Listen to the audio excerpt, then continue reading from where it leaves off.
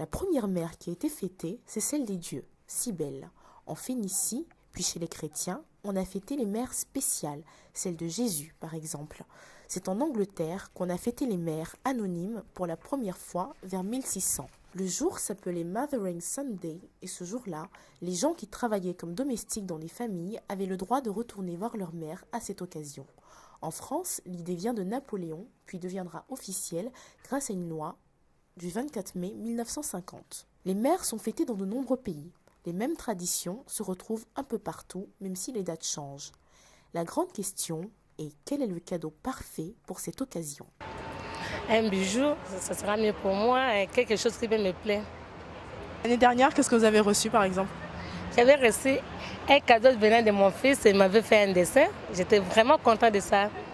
Cadeau de dernière minute, chocolat fin, cadeau personnalisé, bijoux, sacs, accessoires, cadeau pour maman coquette, cosmétiques, parfums, une large palette de choix pour honorer ce jour particulier. Donc en général, les cadeaux qui sont plus faits pour la fête des mères, ce sont les bagues, pendentifs.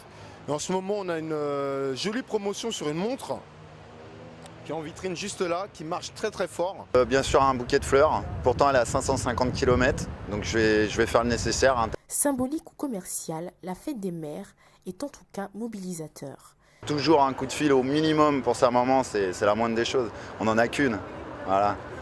Mais finalement, peu importe le cadeau, la fête des mères est avant tout comme un cri qui vient du cœur.